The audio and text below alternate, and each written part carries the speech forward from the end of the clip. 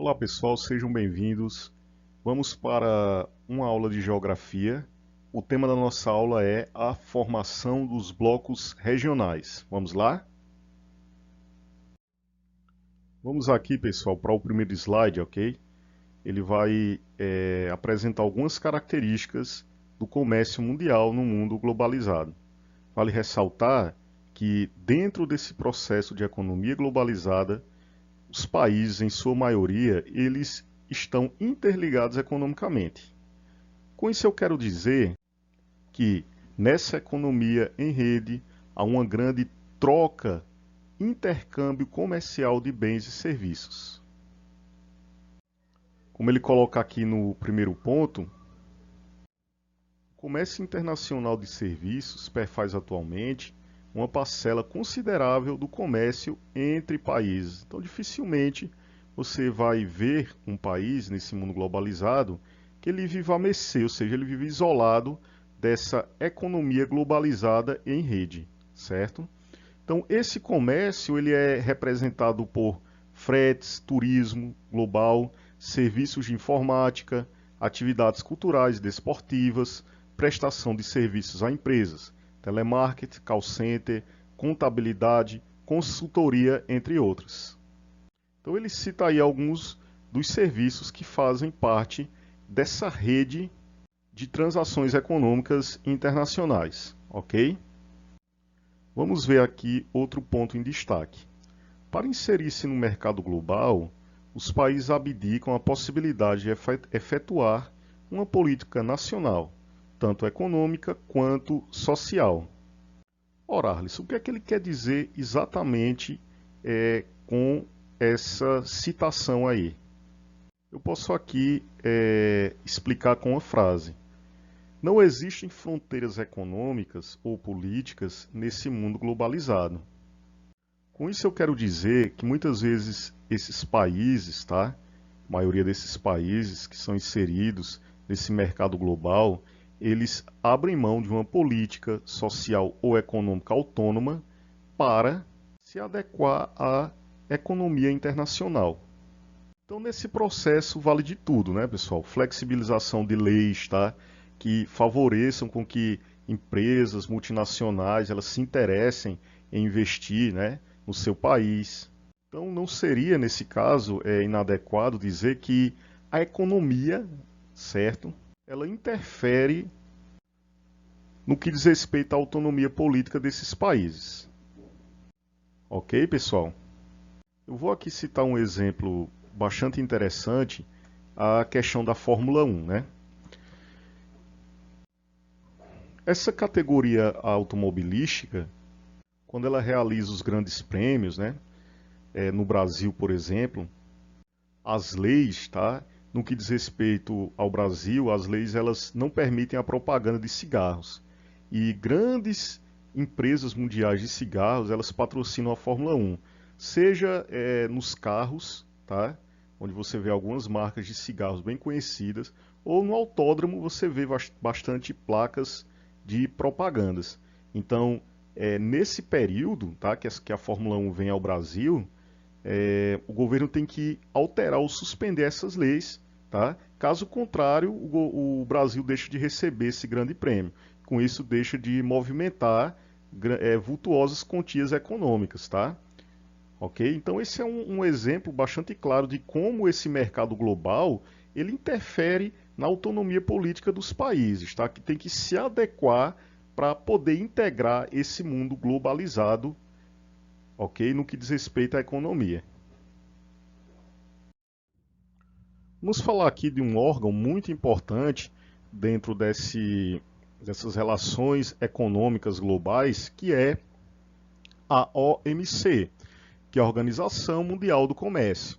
Ela foi criada em 1995, tenta estabelecer as normas das relações comerciais, também em relação à propriedade intelectual e patentes. Documento que atesta o direito de uma pesquisa, de uma pessoa ou empresa a um invento, por exemplo, a forma de um medicamento. Ela agrega atualmente 164 membros, sendo países de todos os continentes, tá? Inclusive o Brasil é um dos países fundadores da OMC. A sede dessa organização ela fica na Suíça, na cidade de Genebra. A OMC funciona como um fórum, tá, para os governos negociarem acordos de comércio, tá, os países tentando resolver disputas comerciais que enfrentam entre si. Então ela é uma espécie de organização supranacional que regulamenta e fiscaliza o comércio mundial, gerencia acordos comerciais entre os países membros. Vamos ver aqui algumas das características dessa organização. Os países desenvolvidos eles criam barreiras não tarifárias, uma espécie de protecionismo disfarçado através da defesa comercial, que é o chamado dumping, que é a prática internacional em que são comercializadas mercadorias com os preços muito baixos. Então a OMC ela tenta interferir, tá, nessas práticas ilegais dos seus países membros que dificultam as transações comerciais. Uma delas é o chamado dumping, que é quando um país ele coloca no mercado internacional um produto ou um serviço muito abaixo do preço praticado ou do preço que geralmente é comercializado. Isso atrapalha o concorrencialismo com os países membros, tá? Vamos ver aqui alguns pontos de atuação da OMC. Imposição de cotas, né, medida que limita a quantidade que pode ser importada de um certo produto, tá? Petróleo é um deles, por exemplo. Há essa imposição de cotas da quantidade de petróleo que é importado. Isso para evitar o acúmulo, né, e controlar o preço internacional do barril do petróleo. A defesa técnica. Produto não apresenta tecnologia adequada, tá? Então, essa vistoria dos padrões de qualidade para os países exportarem seus produtos e mercadorias. Subsídios ocorrem na forma de ajuda financeira, direta ou indireta, do governo a certos setores produtivos, com o intuito de torná-los mais competitivos. Então, também é um órgão financiador, né? A OMC. Barreiras fitossanitárias são medidas aplicadas principalmente sobre produtos agropecuários, com estabelecimento de rigorosas normas justificadas por questões sanitárias, né? Então, a gente sabe que esses países eles impõem um padrão, tá, para os produtos que eles recebem, tá certo? Principalmente para gêneros agropecuários. O Brasil, por exemplo, tem que atender uma série de requisitos para poder exportar produtos primários, seja da agricultura, da pecuária, como a carne de boi, né, o frango, tá certo, etc. A importação de produtos pode ser impedida quando são detectadas doenças em rebanhos ou produtos agrícolas que foram cultivados com excesso de agrotóxicos e fertilizantes, tá? Então isso seria essas barreiras fitossanitárias que está presente nesses acordos entre os países membros para evitar, tá, que produtos danosos à saúde sejam vendidos ou comercializados entre os países que integram a Organização Mundial do Comércio. Bem, o que é que nós vamos estudar em relação aos blocos regionais? Blocos regionais. Quais seus objetivos? Ok, então nós vamos tentar entender o porquê da existência dos blocos regionais. Qual é a lógica, né, de funcionamento, como eles funcionam, certo? Ele coloca aí um ponto interessante, aumento das parcerias em detrimento das rivalidades, pois esses blocos eles também tentam resolver conflitos comerciais entre os seus países membros, tá? Possibilidade de acumulação de capital, claro que os países não iam integrar uma organização se fosse para ter desvantagem, então a gente vai entender um pouco desse processo. Aumento da capacidade concorrencial, então esses países, claro, eles saem sim fortalecidos, né? Eles se fortalecem economicamente ao integrarem os blocos, tá? Aumento de áreas de consumo preferencial. Então, assim, claro, se um país, né, ele faz parte de um bloco econômico, ele vai dar preferência em importar, em comprar desses países que fazem parte do seu bloco, certo? Vamos entender cada um desses pontos. Ok, vamos falar aqui, pessoal, dos blocos regionais. Então, um bloco regional é uma organização entre países com o objetivo de se fortalecerem economicamente, estabelecem relações econômicas e sociais com certos privilégios a partir de interesses comuns. Então, pessoal, a partir do momento que um determinado país ele vê como vantajoso se unir, tá certo? Nesse tipo de organização, se unir a outros países, tá?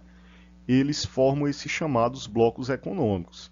Isso para favorecer os acordos comerciais. Então, trocando em miúdos, né, os blocos econômicos nada mais são, né, do que uma organização que agrega vários países, tá? Tendo como objetivo primordial, né, favorecer os acordos comerciais.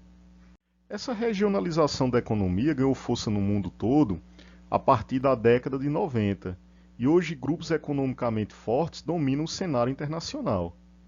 A gente pode tentar entender assim.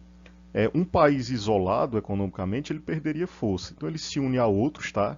Para dentro desse processo de economia globalizada, ele se fortalecer ainda mais, no que diz respeito à compra e venda de bens e serviços. Então eles se unem a outros para ficar fortalecido, né? Como ele colocou aqui, em todo o mundo ganha força esses chamados blocos regionais a partir dos anos 90, tá? Principalmente com a formação do Mercosul e também da chamada União Europeia. Ele coloca aqui um fator interessante. Geralmente, né, o aspecto geográfico ele favorece a criação do bloco, promovendo a integração entre países vizinhos.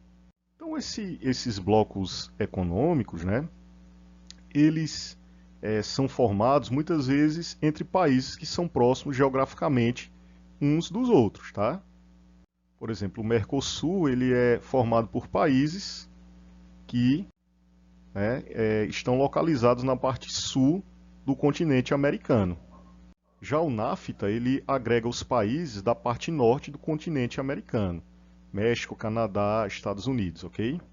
Então essa proximidade geográfica é sim um fator importante para a formação desses blocos. Porém, há sim blocos que ultrapassam os limites do seu continente, tá? Nós veremos aí alguns desses exemplos mais adiante. Olha, pessoal, nós vamos aqui nos deter agora as várias características que integram, né, a ideia da formação de blocos regionais. Por exemplo, temos aqui zona de livre comércio, que seria a livre circulação de mercadorias, com eliminação total ou parcial de tarifas entre os países membros, a fim de dar mais impulso à circulação de mercadorias. Ora, pessoal, qual seria o propósito desses blocos, se não os propósitos de fortalecer a economia e fortalecer a livre circulação de bens e serviços, tá? Então os países membros, eles chegam a acordos sobre tarifas alfandegárias, tá? Tentando estabelecer tarifas, né, com preços razoáveis para que mercadorias circulem entre um país e outro. Vou citar aqui o exemplo das relações econômicas dentro do Mercosul entre Brasil e Argentina, tá? Ora, a partir do Mercosul, da fundação do Mercosul, foi estabelecida uma área de livre comércio aqui na América do Sul. Por exemplo, a Argentina ela é grande produtora de trigo. A maior parte do trigo consumido no Brasil nós não produzimos, nós compramos os argentinos. Por outro lado, o Brasil ganha em exportação de veículos automotores, de carros. Então, esses países, dentro do Mercosul, eles estabelecem pactos e acordos, tá, para que os produtos, tanto o trigo da Argentina como os automóveis brasileiros, eles entrem com mais facilidades, sem grandes cargas tributárias ou de impostos para pagar, tá bom? Então, o que vem a ser essa zona de livre comércio, onde a União Europeia é a expressão máxima?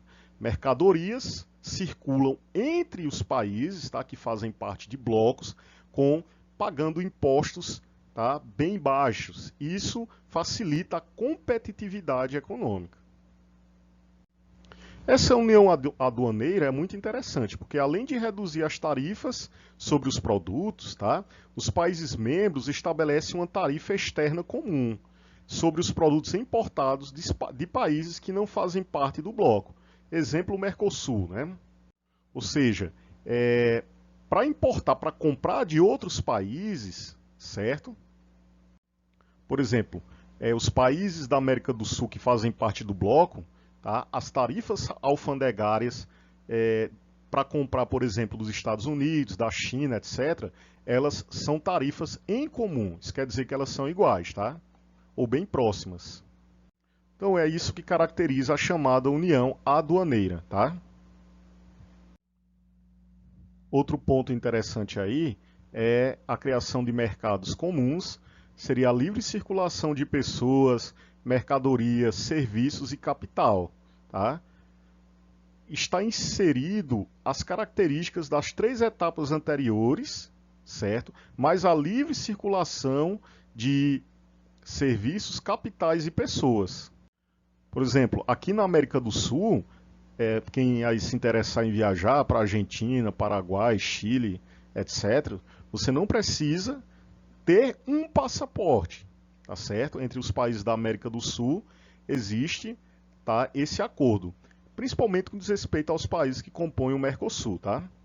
Os cidadãos que estão dentro desse bloco econômico têm a livre circulação por qualquer país intrabloco. A União Europeia é a expressão máxima desse mercado comum.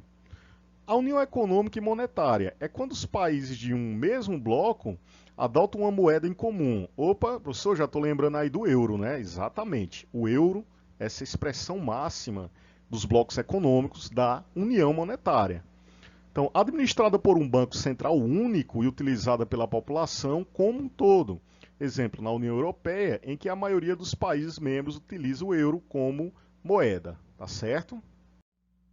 Bem, o mapa que vai aparecer aí agora, ele é muito interessante porque ele mostra alguns dos principais blocos econômicos espalhados aí no mundo, tá? A ALCA, que seria a Área de Livre Comércio das Américas, que foi um projeto que não vingou, tá? Que estabeleceria uma zona de livre comércio em toda a América, tá?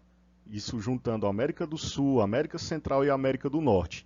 Temos o NAFTA, que é o bloco econômico na América do Norte, que une Canadá, México e os Estados Unidos. CARICOM, que ele junta os países aqui do Caribe, tá? Em um bloco econômico. O ALAD, que tenta reunir todos os países aqui da América Latina, tá? Ele se caracteriza por ser o maior grupo latino-americano de integração. O Pacto Andino aqui, tá certo? Na América do Sul, que é formado por Bolívia, Peru, Colômbia e Equador. O nosso Mercosul, que é formado por Argentina, Brasil, Paraguai, Uruguai e a Venezuela, tá? E alguns espalhados pelo mundo, né? Temos a União Europeia, que é considerado o bloco econômico mais forte, tá? Pois reúne grande parte dos países do G7, no caso a Alemanha, a França, a Itália, agregava também o Reino Unido, que agora saiu recentemente, né? Temos aqui o ASEAN, que é o bloco econômico que reúne os países do Sudeste Asiático, que existe desde 1967. Aqui no leste europeu temos o CEI, que é Comunidade dos Estados Independentes que faziam parte da extinta União Soviética. Então, temos outros aí no mapa, mas o que eu citei aqui são os principais blocos econômicos do mundo, tá? Pois bem, vamos abordar aqui um dos principais blocos econômicos, que é a União Europeia. A União Europeia é o bloco econômico de maior impacto, certo? E ela agrega todas as características que nós citamos anteriormente. Então, ela surgiu em 1991 com o famoso Tratado de Maastricht, certo? E entrou em vigor a partir de 1993. Assim como os demais blocos, se propõe a ser uma organização econômica supranacional que promove livre circulação de bens, serviços e capital. Vamos aqui ver algumas características da União Europeia. Então, ela apresenta a união monetária e econômica com a adoção do euro, tá? Então, esse bloco, né, ele tem uma moeda única, que é o euro. Nem todos os países adotam o euro como padrão monetário, tá? A Inglaterra, que agora não faz mais parte da União Europeia, tá? Ela saiu a partir do ano de 2019, com o Brexit, ela não adotava o euro como padrão monetário. Ela adotava a libra esterlina, certo? Porém, boa parte dos países que compõem a União Europeia, elas adotam o euro. A União Europeia busca a união política que consiste em criação de uma política externa e de segurança comum, chamada PESC. Isso quer dizer que, na maioria das vezes, tá, esses países que compõem a União Europeia, eles chegam a consenso sobre políticas de segurança e proteção externa, tá? Reforço de cooperação nos domínios da justiça e assuntos internos. Então vai haver uma ação em conjunta contra crimes cometidos, né? Eles vão se juntar, nesse caso, em cooperação contra crimes cometidos aos países membros. Construção de Europa social, e aí tem a questão de um bloco preocupado com as questões sociais, com a qualidade de vida nesses países, tá? Com o desenvolvimento do IDH, principalmente dos países mais atrasados. Novos campos de ação comunitária também se relaciona ao item anterior, né? Eles criam uma espécie de fundos comunitários para ajuda econômica aos países que porventura estejam em crise econômica ou social, e esse ponto que é bastante importante, que é o reforço da legitimidade democrática. Ora, a União Europeia ela preza para que haja efetiva democracias nos países membros desse bloco. Uma das próprias pré-condições para que o país ele ingresse no bloco é que haja uma democracia ou regimes democráticos plenos e efetivos, não admitindo regimes ditatoriais ou autocráticos, tá certo? Já que nós falamos, né, nos critérios para fazer parte desse bloco, vamos estudar aqui alguns deles. Então, para ser membro da União Europeia, alguns critérios eles são exigidos, né? Nem todos os países, é óbvio, vamos fazer essa distinção, que estão no continente europeu fazem parte da União Europeia. Então, como eu falei, deve ser um Estado de direito plenamente democrático, ok? Não se admitindo regimes ditatoriais entre os seus países membros, ser um Estado laico, no qual não haja discriminação de gênero ou de ordem étnica. Então, o Estado, nesses estados da União Europeia, não pode haver qualquer tipo de perseguição religiosa promovida pelos Estados-membros, tá? Manter uma política cambial e financeira rigorosa, com controle inflacionário. A própria Grécia, né, e também Portugal, que são países que atravessaram profundas crises econômicas nos últimos anos, tiveram que exercer, né, adotar uma política cambial e financeira rigorosa, tá? Controle inflacionário, certo? Um aumento das taxas de juros, cortes em programas sociais, tá? Então, tem que se haver uma política econômica equilibrada para fazer parte desse bloco. Combater a corrupção e fortalecer as instituições democráticas, tá? A gente já falou sobre isso. Estabelecer uma política ambiental com os demais membros da organização. Então, nós temos sim os vários acordos, né, de preservação ambiental para prevenir os danos, né, poluentes, principalmente causados pelas indústrias ou outras atividades econômicas. Esses países eles têm que assinar esses acordos de proteção ambiental, de preservação ambiental, tá? Estabelecer políticas migratórias de acordo com os demais membros, tá? Então há também um consenso em relação à legislação para receber imigrantes, tá bom? Então, atualmente, de 28 Estados-membros, a saber, né? Então aí ele vai mostrar os países que compõem ou fazem parte da União Europeia.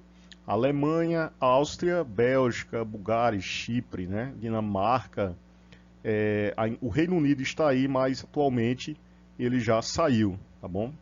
Com o Brexit, né? Ele saiu desse bloco econômico da União Europeia, por achar que sofria algumas desvantagens comerciais. Mas enfim, olhando aí, observando no slide essa gama de países que compõem a União Europeia, dá para perceber também que ele é um bloco bastante desigual, tá? Então você tem desde economias que estão entre as maiores economias do mundo, é o caso de Alemanha, França, né? A própria Inglaterra que saiu, e países minúsculos, tá? Como Lituânia, certo? Como Malta, Letônia, que aí não possuem economias tão fortes, mas também ingressam e fazem parte deste grupo, tá? Deste bloco. Estão em negociação Macedônia, Sérvia, Montenegro, Turquia e Islândia, tá? Desafios da União Europeia. Superar diferenças no plano econômico. Por ingressar desde países ricos como Alemanha, França, etc., e países com economias modestas, como a Grécia, né, que enfrentou uma grave crise, como ele coloca aí no slide, de postos de trabalho, Espanha, que em 2012 chegou a quase um quarto da população economicamente ativa em desemprego, tá? Então, superar um pouco dessas desigualdades é uma das metas do bloco, né? Já que nem todos os países eles são grandes potências econômicas mundiais. A Suécia e a Holanda desfrutam, por exemplo, de elevados IDHs, que é Índice de Desenvolvimento Humano, crises econômicas, né, no chamado PIGS, né, que são os países considerados mais vulneráveis, em razão do alto ou crescente endividamento ou do alto déficit público em relação ao PIB. É o caso de Portugal, Itália, Irlanda, Grécia, né, própria Espanha, entre outros, tá? Então a gente já está aí fazendo uma colocação interessante. Nem todos os países que compõem o bloco, a União Europeia, são países que são superpotências econômicas, tá? Muito pelo contrário. Ainda nos desafios da União Europeia, temos a questão das diferenças e conflitos políticos. Nós sabemos sim que existem diversos conflitos étnicos, políticos, tá? Entre os países membros da União Europeia, certo? Vamos ver aqui alguns. Divergências políticas, movimentos nacionalistas e separatistas. Aqui nós podemos citar dois exemplos, tá? Na Espanha, o ETA, que é o grupo separatista basco, que procura se emancipar em relação ao restante da Espanha, tá? Que é um dos países do bloco da União Europeia, e no caso da Irlanda, o grupo separatista ETA, que é um grupo que busca independência em relação ao Reino Unido, certo? Então nós temos como meta, tá, da União Europeia a superação desses conflitos.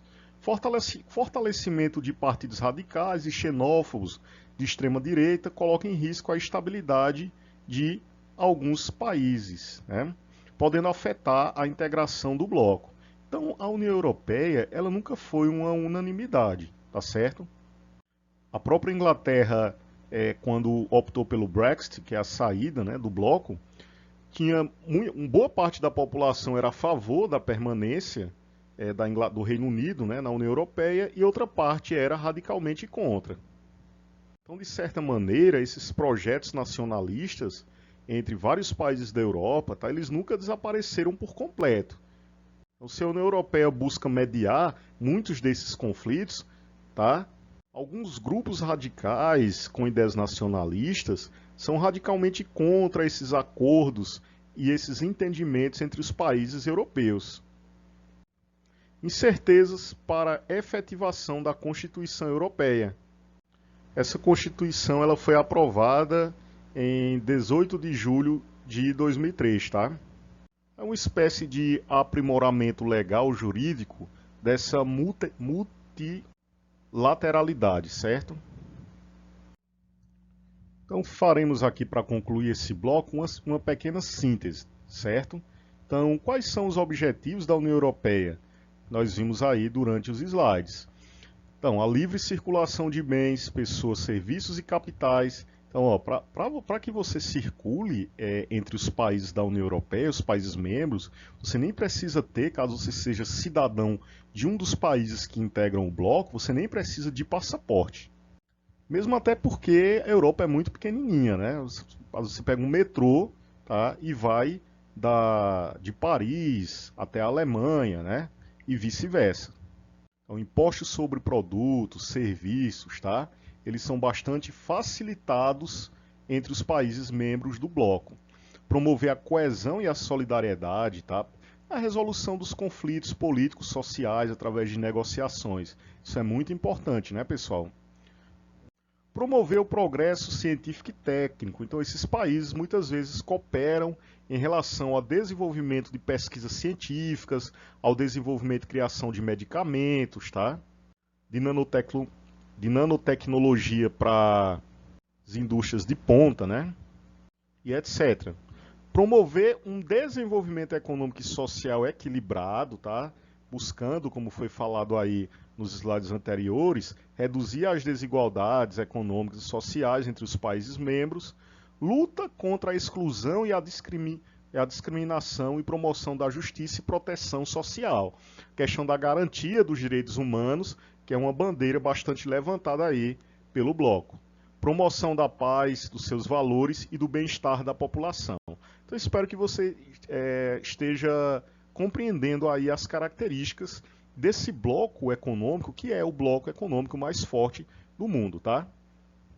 Ok, pessoal, vamos falar aqui do Mercosul. O Mercosul foi criado em 1991 pelo Tratado de Assunção, tem como objetivo a eliminação progressiva das tarifas alfandegárias.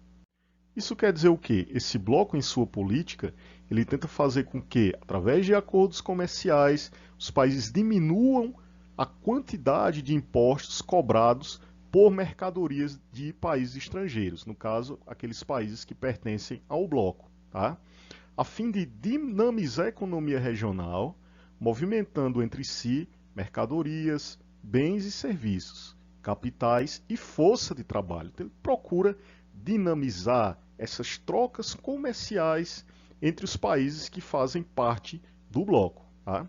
A adoção de uma tarifa externa comum, chamada de TEC, para comercialização com outros países não pertencentes ao bloco. Isso após 1995. Isso quer dizer o quê? Que qualquer país, vamos pegar aqui, por exemplo, os Estados Unidos, que comercialize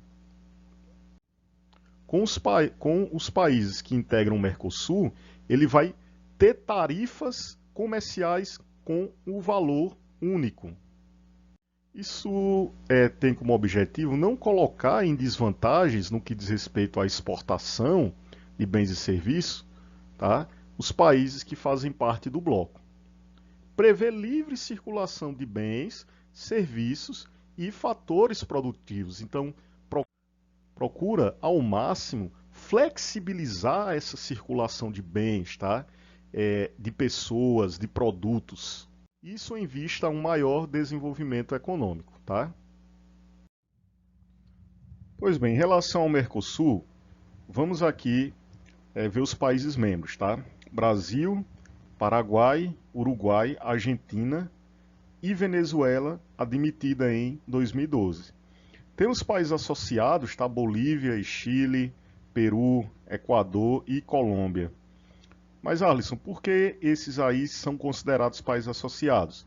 Porque eles gozam, né, de alguns benefícios do acordo comercial do Mercosul, mas ainda não são países membros do bloco. Tá? Suas relações restringem-se à zona de livre comércio. E país observador, México. O México seria uma espécie de país que não integra o bloco, tá? Mas vez ou outra é convidado para as reuniões, tá certo?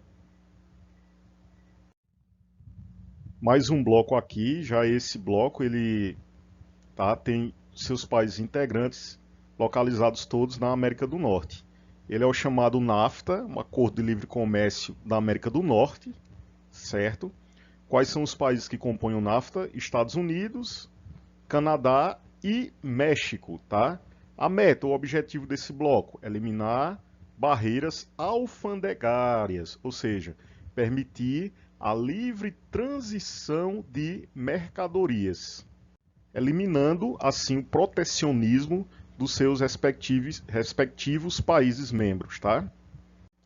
O objetivo foi criar aqui na América do Norte, tá, um bloco econômico tão forte quanto a União Europeia, certo? Mas ainda está longe da força que tem o bloco europeu. Ele entrou em vigor, ou seja, ele começou a funcionar em 1994, certo? Tem um prazo de 15 anos para total eliminação de barreiras alfandegárias entre os três países. E o Chile foi convidado a participar, porém ainda é país observador, foi convidado a participar em 1994, tá? Quais os pontos interessantes aqui quando se refere ao NAFTA? Pessoal, infelizmente o NAFTA, tá, ele foi danoso para o México, certo? Mas por quê? Com essa eliminação das barreiras alfandegárias, né, onde os estados não podem proteger a sua economia, taxando, né, economicamente os produtos estrangeiros, infelizmente os produtos que vieram dos Estados Unidos para o México, eles quebraram a indústria mexicana. Óbvio que os Estados Unidos, com sua indústria mais moderna, tá, ele coloca em condições e desvantagens a indústria mexicana, certo? Então, o que houve nos anos 90, a partir da adoção do NAFTA pelo México, foi uma quebradeira enorme da indústria mexicana, que não tinha condições de igualdade para concorrer com a indústria norte-americana. Então, o NAFTA ele só teve vantagem, podemos dizer assim, para os próprios Estados Unidos. E apesar deles terem essa ideia de ser um bloco tão forte quanto a União Europeia, na verdade isso é uma grande falácia, porque a União Europeia é um bloco que também tem como meta a integração de pessoas, a livre circulação entre as fronteiras dos países. O que se observa no caso do NAFTA é uma forte restrição dos Estados Unidos em relação aos imigrantes mexicanos. Vale lembrar aí, né, o bizarro projeto do Muro do Trump, né, entre Estados Unidos e México, que buscava barrar a todo custo a entrada de imigrantes mexicanos e de outros países também. Ok, pessoal? Ainda se tratando de blocos econômicos americanos, tá? No continente americano, vamos falar do ALCA, tá? A ALCA é a Área de Livre Comércio das Américas. É um projeto, tá, para integrar toda a América, todas as Américas, digamos assim, América do Norte, América Central e América do Sul, num único bloco econômico, com exceção de Cuba, né? Como nós sabemos, sofre bloqueio econômico dos Estados Unidos.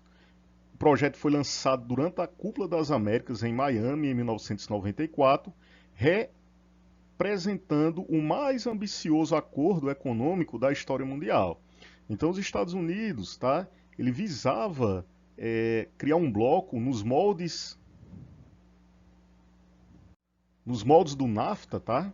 Criar em toda a América, eliminando as barreiras alfandegárias, tá? A livre circulação de mercadorias. Com a ampliação das trocas e do comércio internacional, os Estados Unidos lançou em 1990 o plano denominado Iniciativa para as Américas, que prepararia as condições para a criação de uma área de livre comércio do Alasca à Terra do Fogo, ou seja, lá do início da América do Norte até o último território da América do Sul. Felizmente, tá, os governos latino-americanos eles recusaram a proposta em 2005, né? Isso teria quebrado de vez a economia do Brasil, Argentina, Uruguai, etc., tá, e dos demais países. Claro que a indústria dos países sul-americanos nem se compara com a indústria norte-americana, certo? Então, em 2005, esse acordo foi recusado pela maioria dos países latino-americanos, tá? Vamos continuar aqui falando dos blocos, tá? Os blocos sul-americanos. Temos o Pacto Andino. O Pacto Andino, fundado em 26 de maio de 1969, ele tem a sua sede na cidade de Lima, atualmente chamado de Comunidade Andina de Nações. tem países membros: Bolívia, Peru, Equador e Colômbia, tá? Países associados: Brasil, Argentina, Chile, Paraguai e Uruguai. É basicamente os países que não integram o Mercosul, eles integram aqui esse outro bloco chamado de Pacto Andino. Principais objetivos do Pacto Andino: emissão do passaporte andino, a fim de garantir a livre circulação de pessoas dos países membros, sem a necessidade de apresentação de visto. Basta aos cidadãos apresentarem uma carteira de identidade do seu país. Já é aí digamos assim, uma vantagem em relação ao Mercosul, que ainda tem algumas restrições em relação à livre circulação de pessoas, tá? Possibilitar a integração econômica e cultural entre os países membros, representando os seus interesses em acordos com outros blocos econômicos ou organizações regionais. Ok, pessoal? E por fim aqui o CARICOM, que integra países do Caribe. Vamos olhar aqui o slide? Antiga Comunidade e Mercado Comum do Caribe e atual Comunidade do Caribe é um bloco de cooperação econômica e política criado em 1973, formado por 14 países e 6 territórios da região caribenha, formado por ex-colônias de potências europeias que, após a sua independência, viram-se na contingência de aliar-se para suprir limitações decorrentes de sua nova condição e acelerar o seu processo de desenvolvimento econômico. Então aqui, como ele ressalta no ponto 2 aqui do slide, tá? Esse bloco é formado por países, tá? Que eram ex-colônias europeias, geralmente colônias, tá? Da Espanha, e que após o seu processo de independência ficaram fortemente dependentes, tá? Econômica e politicamente dos Estados Unidos. Inclusive aí, certo, no período da Guerra Fria, vão sofrer intervenção direta de ditaduras, tá? Apoiadas pelos Estados Unidos. Então, esses países integram o chamado CARICOM. A organização participa da cooperação de política externa e desenvolve projetos comuns nas áreas de saúde, educação e comunicação. Visa promover o livre comércio, o livre movimento do trabalho e do capital, coordenar a agricultura, a indústria e a política estrangeira entre seus países membros. Vamos falar aqui do bloco asiático, tá? ASEAN. A Ásia é a Associação de Nações do Sudeste Asiático, criada em 8 de agosto de 1967. A sede do bloco fica na cidade de Jakarta, capital da Indonésia. Quais são os países membros? Tailândia, Filipinas, Malásia, Singapura, Indonésia, Brunei, Vietnã, Mianmar, Laos e Camboja. Principais objetivos do ASEAN: estimular o comércio de produtos e serviços entre os países membros, visando o crescimento econômico. Interessante do ASEAN é que eles tentam, na medida das suas possibilidades, se fortalecer em relação às duas grandes economias da Ásia, que é a economia chinesa, tá? E também a economia japonesa. Esses países que eu citei agora há pouco, China e Japão, eles exercem forte hegemonia econômica no continente asiático. Então, esses países menores, eles buscam se organizar nesse bloco, tá? Para tentar fazer frente às fortes economias de China e Japão, tá certo? Criar condições de estabilidade política e econômica na região para permitir um ambiente mais propício ao comércio, né? Já que muitos desses países ainda hoje vivem numa instabilidade política. Proporcionar a integração cultural e o desenvolvimento social na região. Esse bloco possui um acordo de cooperação econômica também com a União Europeia. Então, pessoal, essa aqui foi nossa aula sobre os blocos econômicos, tá? Nós abordamos os principais blocos econômicos do mundo, os países que os integram, as características, tá? E fizemos alguns comentários do aspecto geopolítico de cada um desses blocos. Para concluir, nós vamos resolver algumas questões, tá? De Enem e vestibulares, tá certo? Pessoal, vamos aqui para as questões. A primeira questão ela é da UFPE do ano de 2008. As alternativas a seguir se referem aos aspectos do processo de integração nas diferentes fases de formação de um bloco econômico. Julguem os itens a seguir. Então a questão, tá, ela aborda as características gerais dos blocos econômicos, tá, que nós abordamos lá no início da aula. Vamos para o item 1. Zona de livre comércio corresponde à fase em que as tarifas alfandegárias são reduzidas ou mesmo eliminadas, e as mercadorias produzidas no âmbito dos países que compõem esta zona circulam livremente de um país para outro e para o exterior. E aí, pessoal, vamos julgar cada um dos itens. O item 1 é verdadeiro ou falso? Ora, tá aí a problemática de uma questão como essa, tá? Boa parte do item 1 está correto. Fala sobre a livre circulação de mercadorias, né? Tarifas alfandegárias são eliminadas quando se tem uma zona de livre comércio, tá? Que essas mercadorias, tá? Elas circulam dentro dos países do bloco, de um país para outro. Qual o erro da questão aí, do item 1? Circulam de um país para outro e para o exterior. Não. Essas mercadorias, elas circulam livremente quando os blocos determinam que aquela área dos países componentes do bloco é uma área de livre comércio. Ela circula entre esses países. Para o exterior, não, tá? Então, o item 1 está incorreto, tá certo? Então, vamos ter cuidado com esse tipo de questão aí. O item 2. Na fase de união aduaneira, além das mercadorias produzidas no âmbito do bloco circularem livremente de um país para outro, é estabelecida uma tarifa externa comum, chamada TEC, nós vimos isso durante a aula, para o comércio com os países que não formam o bloco. Até aqui o item está certo. Esta fase é caracterizada também pela livre circulação de pessoas. Pessoal, mais uma pegadinha aí, tá?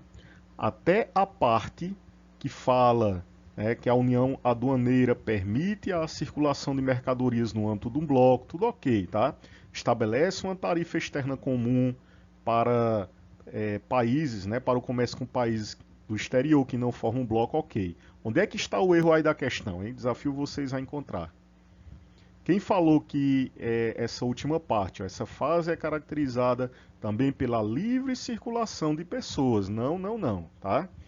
Ainda na fase de união aduaneira, se trata dos países unificarem a questão dos impostos para a circulação de produtos ou então eliminar todas as barreiras alfandegárias, tá? Ainda não há, no caso da fase da união aduaneira, uma livre circulação de pessoas. Então esse item ele está incorreto, certo?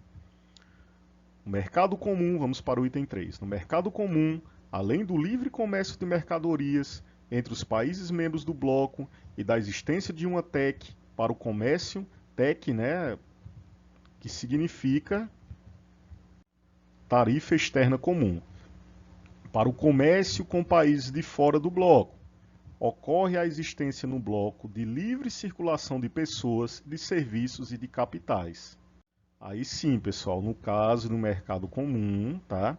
É o caso da União Europeia, além da livre circulação de mercadorias, há também a livre circulação de pessoas, de serviços e de capitais, tá bom? Então esse item aí, o item 3 da questão, ele está correto. Vamos para o item 4.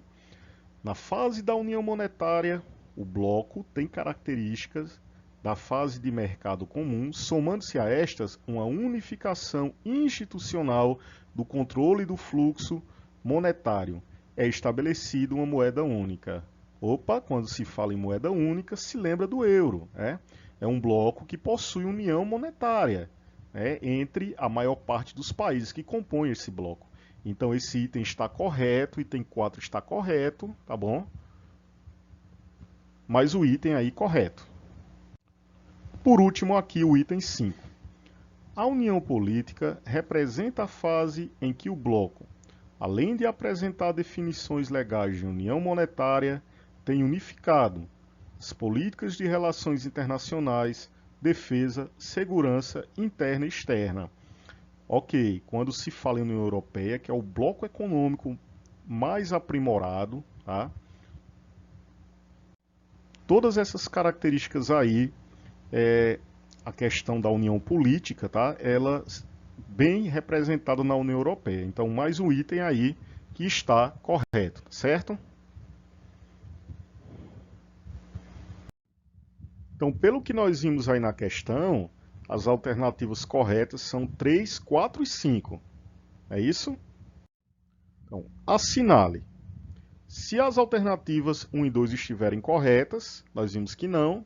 Se as alternativas 2 e 3 estiverem corretas, a 2 está incorreta.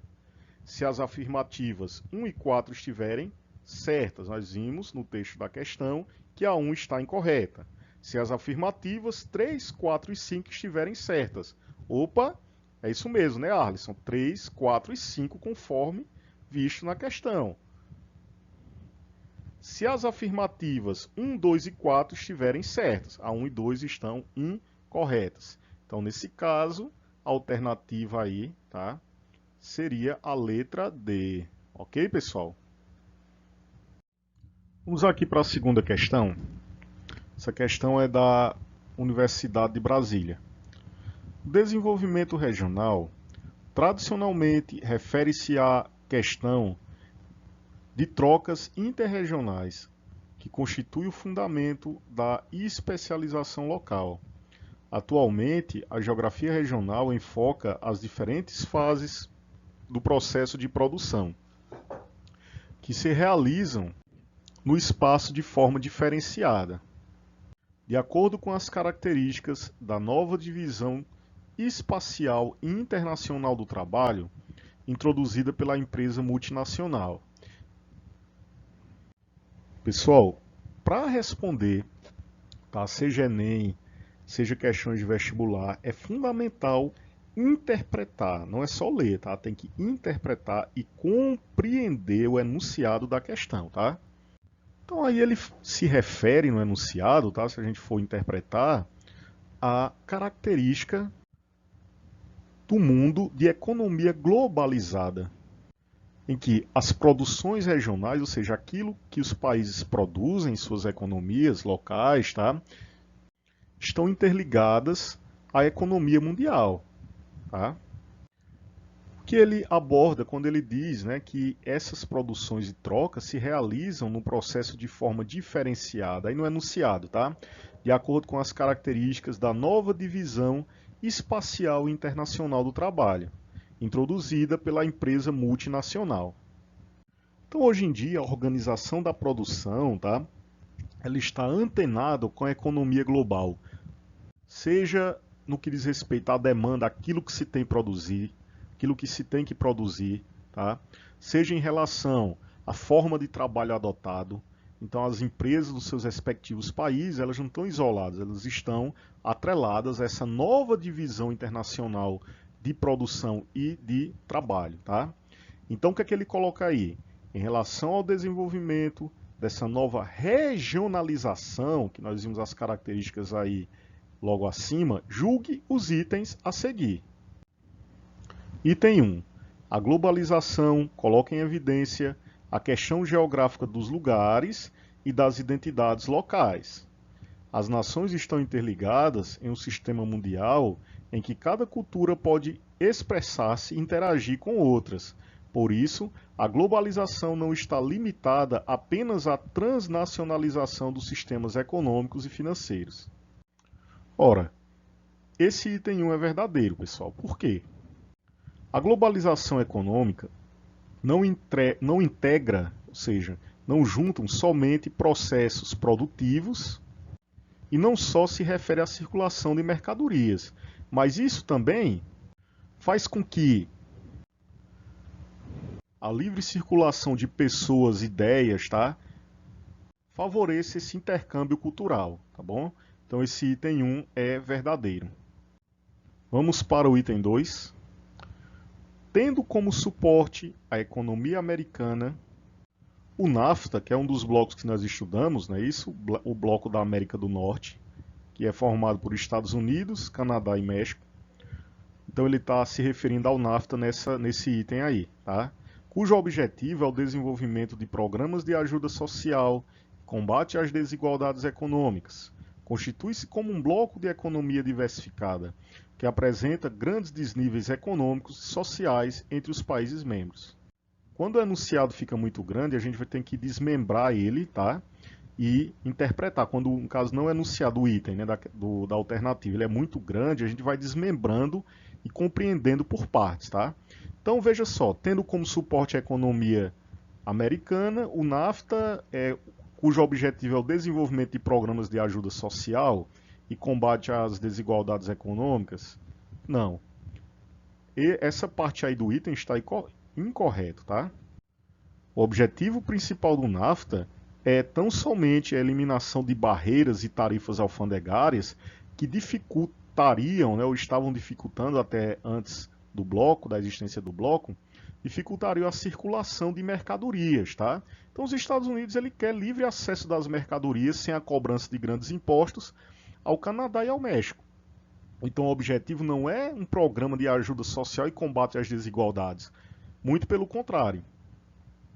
O NAFTA, à medida que tem quebrado, principalmente a economia mexicana, tem aprofundado essas desigualdades, tá?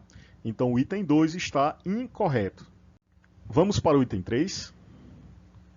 A formação de megablocos econômicos supranacionais representa a expressão de uma política territorial para reduzir as barreiras impostas pelas fronteiras nacionais à livre circulação de mercadorias e de capitais.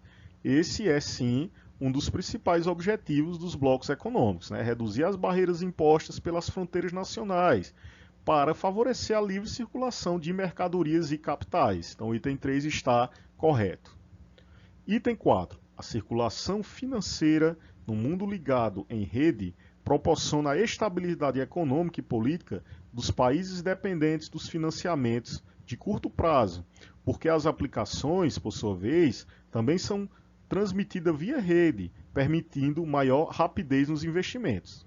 Ele está afirmando aí nesse item 4, né, que essa economia globalizada, caracterizada também pelo mercado financeiro, em que os países investem rapidamente ou retiram seus investimentos de um país, favorece o desenvolvimento dos países ainda menores, dos países desenvolvidos ou dependentes, o que não é verdade, tá?